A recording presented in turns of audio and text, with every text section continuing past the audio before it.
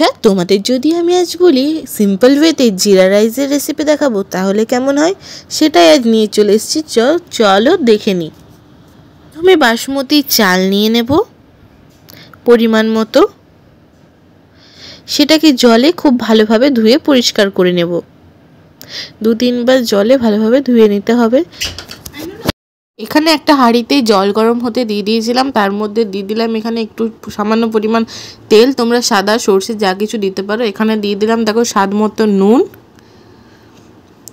আর দেখো এবার চালগুলোকে দিয়ে দিলাম। তোমরা চাইলে গোটা গরম মশলা দিতে পারো।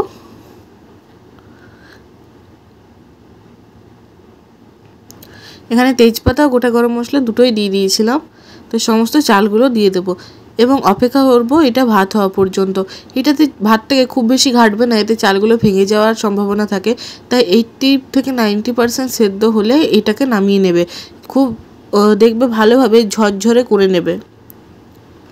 তো দেখো মোটামুটি একটু নেড়ে নিলাম।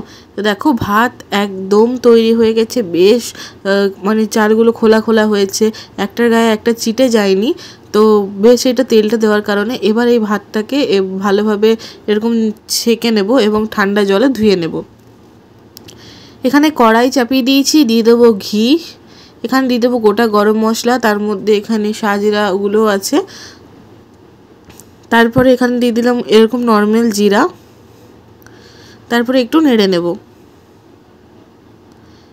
তারপরে এর মধ্যে দিয়ে দেব ধনেপাতা কুচি, এতে টেস্ট কিন্তু খুব ভালো আসে।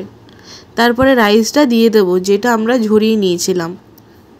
দেখো ঝরঝরে রাইসটা দিয়ে একটু নেড়ে চেড়ে নেব যতক্ষণ না অবধি বেশ মানে ঝরঝরে হয়ে যায়, ঘিয়ের সাথে ভালোভাবে লেগে যায়, ততক্ষণ অবধি একটু আমরা নেড়ে চেড়ে নেব।